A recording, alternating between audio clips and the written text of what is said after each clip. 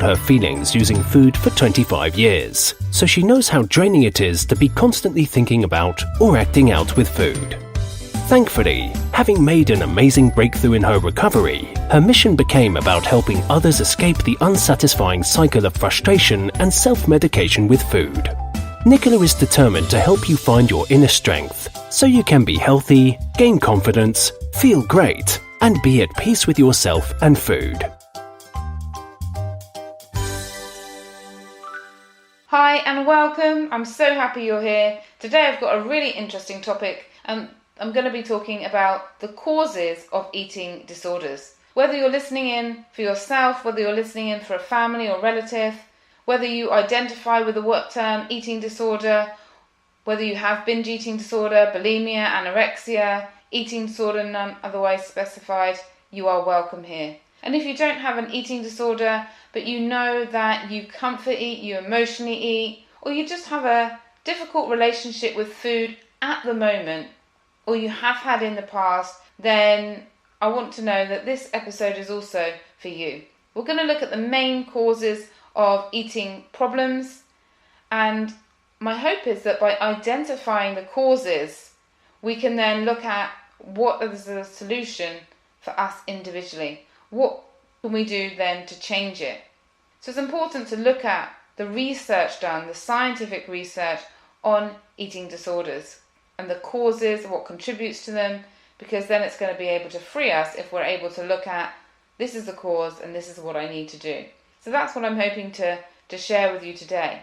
And if you are free of an eating disorder, if you have broken the habit and you're listening for interest or you're listening to help someone else, then do get in touch with me, because I think it's great to have stories from other people. If you'd like to write your story, I'm happy to read it as a case study to support others. I'm also happy to interview guests if they want to be interviewed, to share the strength, hope and love between us all, so we can all heal and all learn for each other.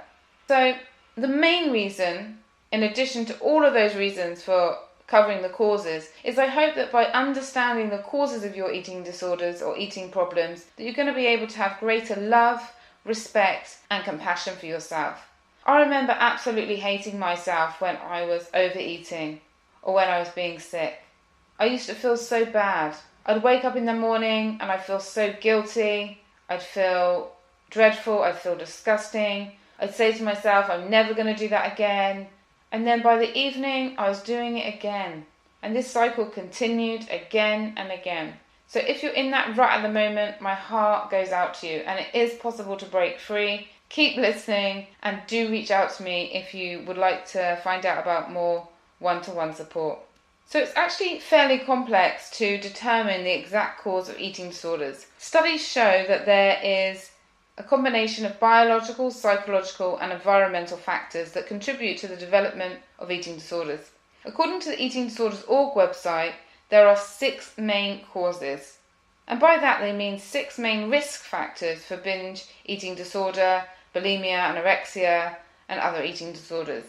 So I've also added in a few of my own, including body dysmorphia, because this was a huge problem for me, and I found that actually when my eating disorders stopped, I then became upset with my body in other ways other than weight and size. So I'm going to put that in there and I'll explore that in more detail. And then I also want to talk about a few other ones that I found that do come up. So let's look at these 9 causes of eating disorders. The first one is genetics. So there are increasing numbers of studies that show that family, twin and adoption research, that even where the parents or the twins are separated, both the parents and the children develop eating disorders. And these studies provided compelling evidence to show that there is actually a genetic factor that can contribute to the predisposition of the development of eating disorders. And I actually can certainly relate to this one myself, because my mother told me that she had anorexia while she was 16 in response to her mum dying of breast cancer. And whilst I didn't see her be fully anorexic, as a child I do remember that she was restricting her food to stay really thin. And even now she will say to me, I wish I ate more when you children were growing up. Maybe I could have been happier, because I was always starving all the time. And then there are pictures, family pictures of me, my brother, my sisters, my dad, all having an ice cream on holiday. And sadly, my mum has just sat on the bench without the ice cream. So maybe I picked it up, or maybe it's genetic. I'm not really sure. The adoption studies show that these twins and siblings did actually develop eating disorders despite being apart. And some other gene researchers have looked into genes related to eating disorders and have found that there are certain genes that are present in people with eating disorders. And if you want more information on this, then you obviously go to the Eating Disorders Org treatment website if this is interesting to you. The second one is personality traits. They identified that personality traits are linked to the cause of eating disorders. So these personality traits exist before the eating disorder and can cause the onset of eating disorders. And these are also thought to be highly heritable. So one is obsessive thinking, perfectionism, sensitivity to reward and punishment, harm avoidance, neuroticism, rigidity and excessive persistence, impulsivity. And what amazed me when I looked at the list of personality traits was that most of them can be overcome by helping someone to love themselves, to boost their confidence and to create loving support around them. Because if you're a person that thinks obsessively, what do you need? You need calmness, inner peace, self-confidence, self-love, to know everything's going to be okay, right? Same with perfectionism. If you're a perfectionist, you will benefit from some therapy that will help you to love yourself and accept your imperfections and flaws, or doing work on yourself to overcome this idealist, perfectionist viewpoint. Similarly, if you're a person who is sensitive to reward and punishment, then having a strong sense of self and self-reliance will also help. With harm avoidance, what is a person with harm avoidance feeling? Fear. And what helps a person overcome and deal with that fear? Self-confidence, self-love, love from others, and faith or trust that everything is going to be okay. And the same goes with emotional instability. If you're emotionally unstable, what do you need? Self-confidence, self-love, love and support from others. Therefore, it seems to me, when looking at causes of eating disorders, if the cause is your personality trait, then tools to help you love yourself and creating a loving support network around you is going to help you change and overcome and learn new skills. And that's why I believe that all counselling needs to have the goal of helping someone to have more love, more compassion and happiness within themselves. The next is biology. Interestingly, there are biological factors to consider in food addiction and eating disorders. Even in healthy individuals without eating problems, states of semi-starvation have shown to trigger obsessive behaviour around food. It's also shown to trigger depression, anxiety, neuroticism that promote a continued cycle of starvation.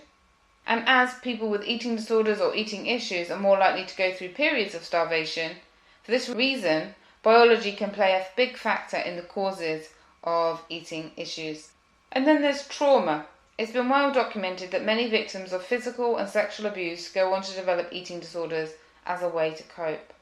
With sexual abuse and physical abuse, a person may want to have extra weight as a physical barrier to ward off people, or unconsciously they want to stay unattractive so they are not at risk of being sexually traumatized. Research also has linked anorexia and bulimia with women not wanting to develop into a woman because of sexual abuse, or it's also been attributed with men and women that people with both obesity and anorexia and certain eating patterns, that there is a wish to want to die, want to end their life. So there's that death element in it, unfortunately. There is also a considerable amount of studies that have been conducted on patients with bulimia-nervosa and anorexia-nervosa that have found that PTSD, post-traumatic stress disorder, was a big factor in the onset of eating behavioural changes. And so that the eating behaviour becomes as a way to regain control or to cope with the trauma and intense emotions.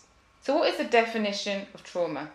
Individual trauma results from an event, a series of events, or a set of circumstances that is experienced by an individual as physically or emotionally harmful or life-threatening, and that has lasting adverse effects on the individual's functioning, mental, physical, social, emotional, or spiritual well-being.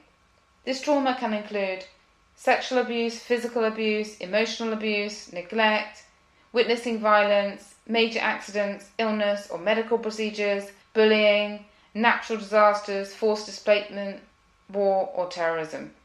And then there's grief and loss. Grief and loss can be a traumatic event for many individuals. For example, the death of a family member, separation from a parent, divorce of parents, death of a family pet, especially for children. However, because such traumatic grief occurs fairly regularly, as does school bullying, many people disregard it as trauma. And the same when it comes to sexual trauma. People believe that when you're talking about sexual trauma, you're talking about actual physical touch. And sometimes sexual trauma can be teasing, can be bullying, can be names, can be harassment. It can all take various different forms. In fact, Dr. Peter Levine says that 1 in 4 people will have some kind of sexual trauma. So that's 25%. Dr. Peter Levine is an amazing man who developed a really amazing process to help people clear and heal trauma. And I've studied his process for a year. It's emotional body work, that's the title of it, or he calls it somatic experiencing. And it's helping people to release trapped emotions from the body. Because often talking about what happened or what we're feeling can only go so far. So sometimes getting into the body and doing things in the body can also help us to become free from emotional eating, comfort eating, and other eating behaviours. Another form of trauma and abuse is neglect. Where there's an absent or distant parents, this can cause trauma by being absent. And often this happens when a parent in the family is an alcoholic or has another addiction. And sometimes this is just when a parent is really involved with work. They're always on their phone, they are busy with other children or busy with their work, and so they don't give their child what that child needs when they're growing up. So instead of abuse, there's a lack of presence, and this can be traumatizing to children, to teenagers, and it can have a huge effect. It can lead to various different emotional and social problems. And this is why it's important to reflect on your own life experiences. Obviously not to dwell on them or to bring up the past for the sake of it. Instead, it's about looking back with compassion so that you can move forward. And the reason I'm mentioning trauma so much is because as many as 50% of those with eating disorders, according to scientific studies, claim that they're also dealing with trauma disorders. That's 50% of people that have an eating problem are dealing with trauma disorders. So there's a likelihood that there's unresolved trauma, and everybody has some kind of trauma. They also reported that survivors of trauma struggle with guilt, shame, body dissatisfaction, and a feeling of lack of control and low self-esteem, which was certainly true for me. And it has been for the countless other men and women I've supported to change their eating habits and to heal their trauma. And therefore I have found that helping someone to boost their self-confidence, to do things that are going to make them happy, to stick to their word, to overcome procrastination, to go for their dreams, to love themselves, to love their body, changes everything. So if trauma is the cause, of course trauma release is going to be helpful, and then also with the trauma release, strengthening the love that you have in your life. Love from others, love you give others, and love you give yourself. The next one is coping skills deficits. Researchers who looked into the causing of eating disorders examined the way sufferers handled negative experiences. Behaviours such as restricting, purging, binging, and excessive exercise were used as a response to emotional pain, to conflict, low self-esteem, anxiety, depression, stress, or